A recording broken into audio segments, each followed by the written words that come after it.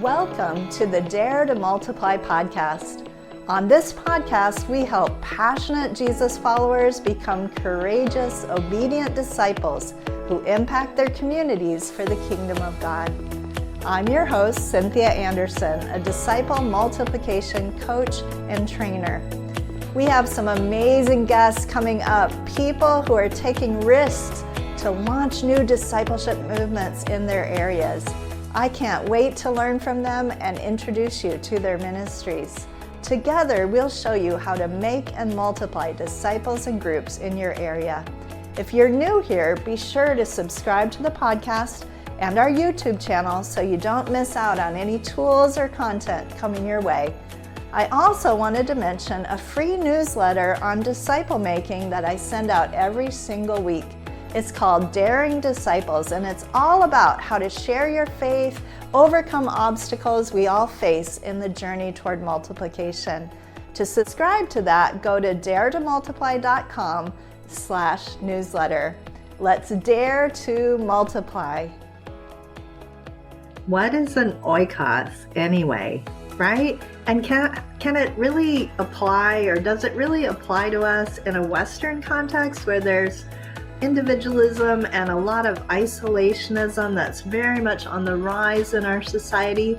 Does the New Testament principle that we find used in many disciple-making movement, church planting movement, microchurch circles where we talk about oikos, does it work for us? And if it does, how? So we're going to be talking about that today on the podcast, and I will be right back with that in just a moment. Are you busy but not seeing the fruit you long for? Dissatisfied with your present level of impact on those around you? Or frustrated with traditional methods of discipleship that don't seem to be effective? If so, the Getting Started in Disciple Making Movements course may be just what you need. Inside the Getting Started program, you'll get access to a step-by-step proven approach to making and multiplying disciples. Not only will you receive 25 short and practical video teachings spread out over 6 modules, but you'll have a chance to connect with others for group coaching via our monthly Zoom calls. And even more importantly, you'll become part of a global community of like-minded people from all over the world who are passionately committed to following Jesus and impacting others around them. If you want to get unstuck and begin moving forward as a disciple who makes disciples, I encourage you to go to courses.dmmsfrontiermissions.com and sign up for this powerful program today. And now to today's episode. All right, let's dive into this question of oikos. Where does this term come from, and what does it mean, and how does it apply to me, especially if you're working in a Western context, which I know many of the people who listen to this are in America or Europe or Australia, New Zealand. How does it apply to us in our context where there's so much individualism and isolation that's rising? So I want to talk first about what is oikos? What does it actually mean? And then we'll get into how does it apply in a Western context. So the word oikos is actually a Greek word. It means the household or the house, and it was introduced, I guess is what I read, by Aristotle when he introduced the theory of household management. But in our context, we refer to it because it's also the word that's used in New Testament Greek. And throughout the New Testament, we find the word oikos used commonly. And in fact, it's used 114 times. So it's a pretty common word that you find used throughout the New Testament. And it refers to a physical house, a family, a household, or, a group that lives in a house, right? And so it plays a significant role. We see that throughout the New Testament in referring to how Christian communities or churches began. They began in oikos, right? They began in households, and they began and spread from household to household. An example in the Gospels that I think is really fitting is in Mark 5:19. And it's where Jesus had healed the demon-possessed man, and he told him, he said, "Go home to your own people and tell them how much the Lord has done for you and how he has had mercy on you. So he sends this man who has been delivered, this demon-possessed man, and he sends him home to his own people. That phrase, own people, your own people, in Greek is oikos, right? So he sends him to his oikos to spread the good news and to share his testimony of what Jesus has done for him. Another good example is with Lydia in Acts 16. And it says there, Acts 16:15 in the NIV, when she and the members of her household were baptized, she invited us to her home. If you consider me to be a believer in the Lord, she said, come and stay at my house. And she persuaded us. And we know that the house church that started there in Lydia's house was started through that, right? She and the members of her household, her oikos, were baptized, and she invited more people to come into her home. So we see this natural network of relationships was spreading there through her and through her household. Lydia was the person of peace there in that context.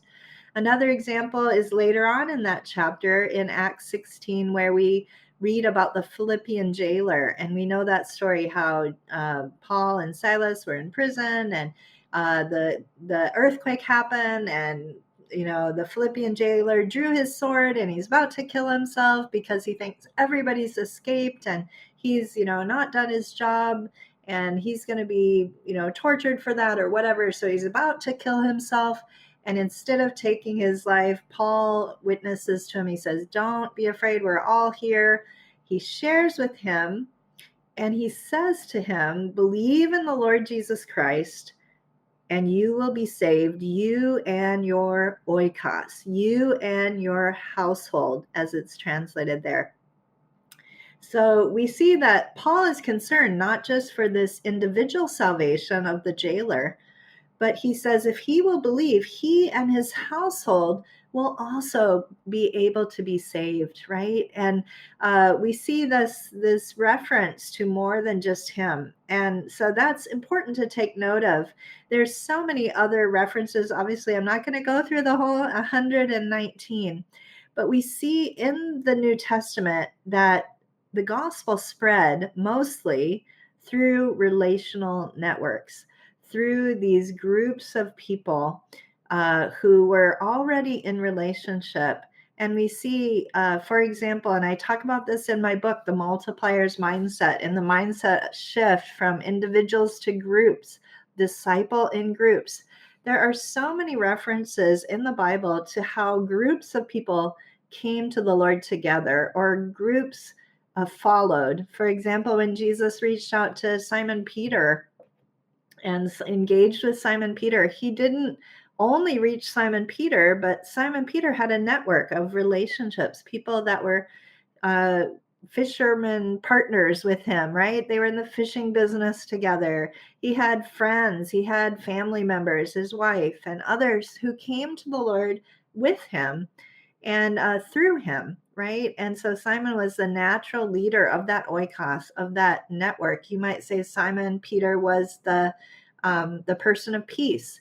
And Jesus doesn't overtake that network, but he uses that network to reach more than just one person. And that's the principle that we find in the New Testament, that even when people scattered and dispersed and they went everywhere sharing, when they went to new places, they reached into networks that were natural in their community. And so in disciple-making movements and church planning movements and micro-church movements, we believe in the oikos being a significant and important concept for us to use instead of an addition model where we have people getting saved through a very individualistic approach, where they're raising their hand in a meeting or a church and it's just about you and Jesus. We're saying it's about you and Jesus, but you and your network can come to faith and be saved. And so we are jumping into that network with them and helping them know how to reach their network for Christ, how to disciple their network. And we're not going over them to take over and disciple those people, but we're discipling them and we're teaching them how to disciple others in that natural network. Now, obviously, in Africa and Asia, these networks are of families are much tighter. When we lived in India and Nepal, many times within one house building, there would be an extended family living together. You've got the grandma and grandpa, and you have sometimes the children, and maybe there's two brothers that they and their wives all live in that same house with their kids, right? So you have these extended family households that are common in some parts of the world. Well, obviously, you want to reach into that whole household, but it's not only referring to that, it's also the neighbors, it's also the work relationships, it's whoever is in that relational network. And some people, like my friend Joe, who I just talked to, he's one of the people who's done our course and who's from Kansas, actually. And I was just on a call with him the other day, and I asked him the question. He told me he was going door to door, and they were reaching out to a lot of people door to door in a community, and they'd had like over 100 people pray a prayer of salvation. And I asked him the question, how are you working through those people and their natural oikos, right? And how are you utilizing their oikos to see the gospel spread through them into others? Or are you just continuing to knock on doors or teaching them to go knock on doors? That was the question that I asked.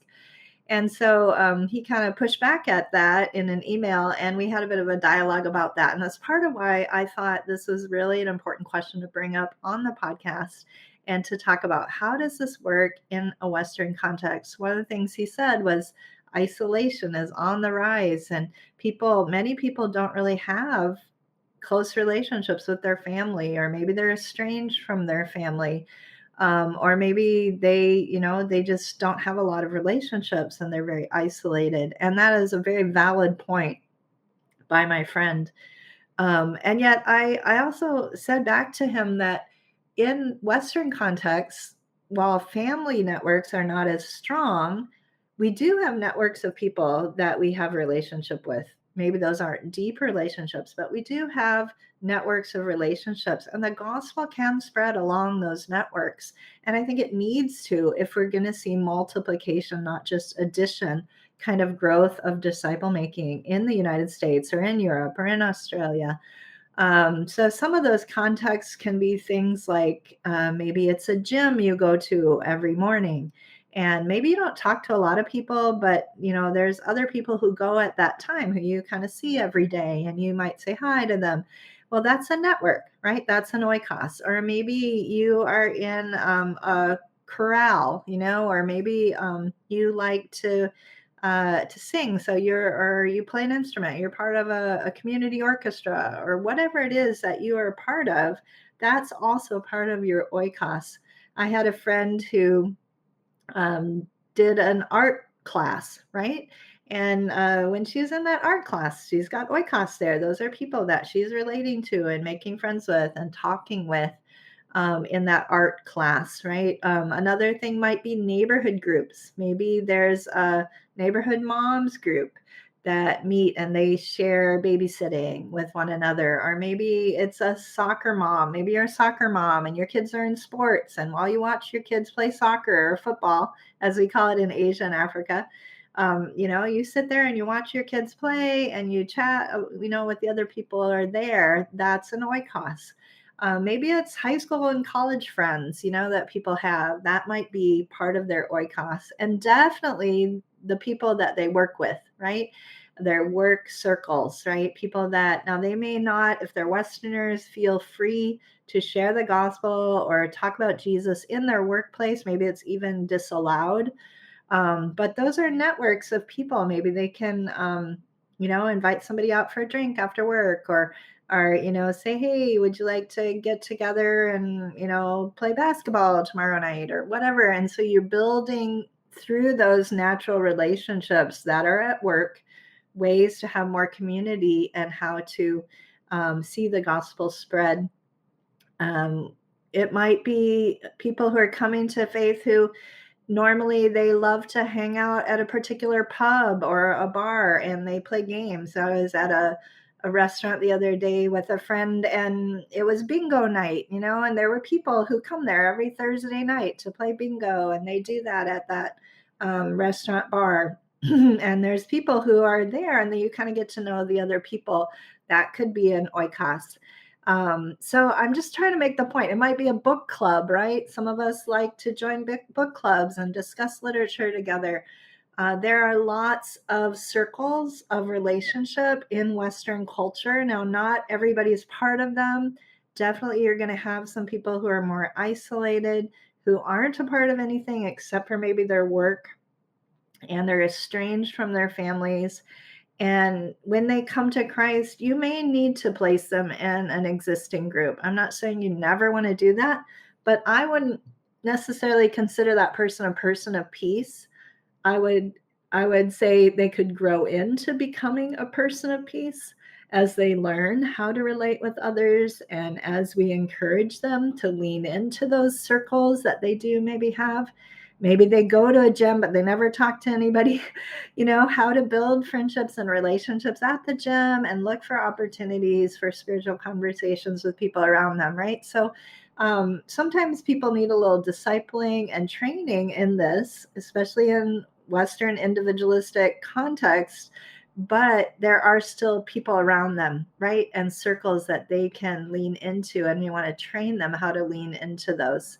And I also just have to say, for those who are working in Western nations, that isolation is on the rise in those nations, but the immigrant communities and non-Caucasians often have more natural oikos and are more relational and more community oriented by nature. So don't ignore that, right? I was talking to this brother, and he said that they're reaching into some Spanish Hispanic communities. I said, well, they have lots of family oikos. There is a family that lives down the street from me in Minnesota, and as opposed or different from my driveway, their driveway is always filled of relatives' cars, and there's always cars parking down the street, and there's a birthday party and lots of people gathering in the yard. And it's very common for Latino families to have these oikos relational connections that things can spread through. So tons of Latinos in the US for sure. And if you think about African communities in Europe, or you think of Muslim communities that have immigrated to the United States, they are definitely going to have this oikos. So in Western nations, don't ignore oikos. It's really important, and it is key to seeing multiplication, not just addition kind of growth. So really, really important to get a hold of and explore how can we utilize oikos concepts in the ways that we are multiplying disciples.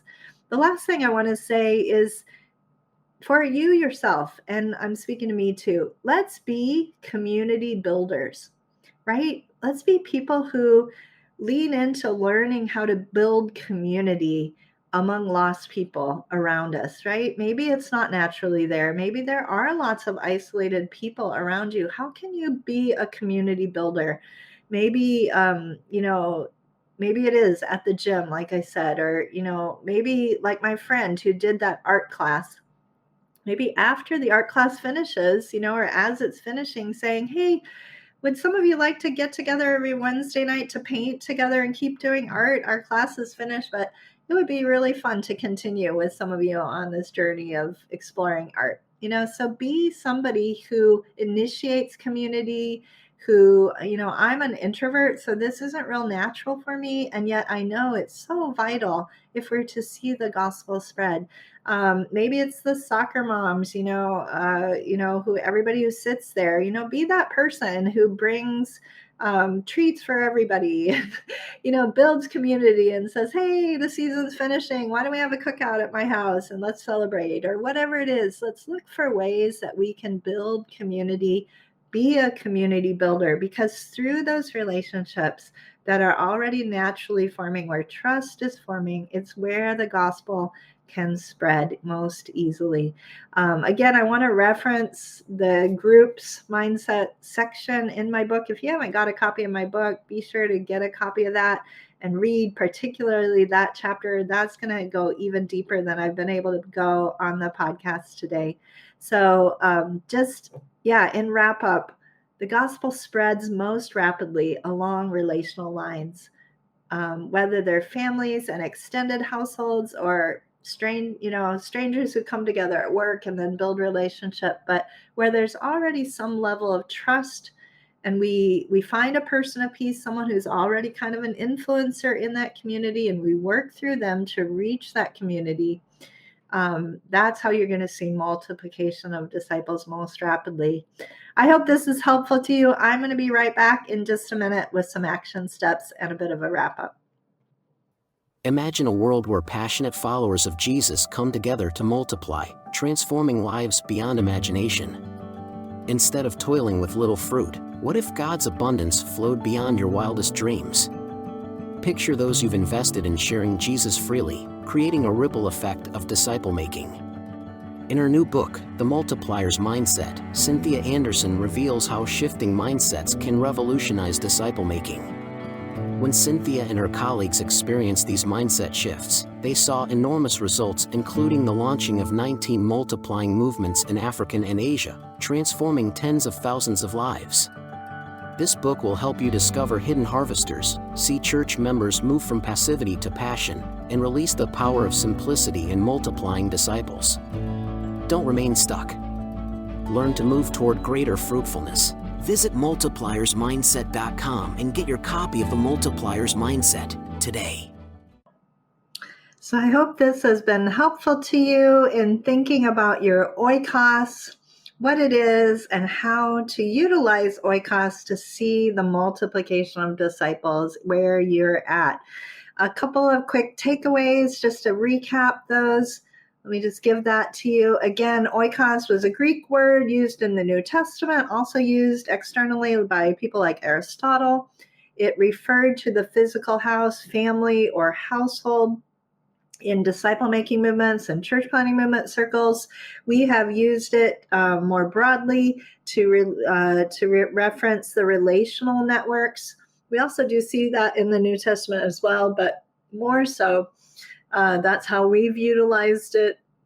There's some examples of usage in the New Testament that were given, like in Mark 5:19 with the demon-possessed man, where Jesus told him to go and tell his own people. Other references in Acts 16 with Lydia and the Philippian jailer. And really, we see that the gospel spread rapidly in the New Testament along relational lines. And that's what we're seeing today with movements that are spreading rapidly in all parts of the world. They're spreading along natural oikos, natural relationships that are there.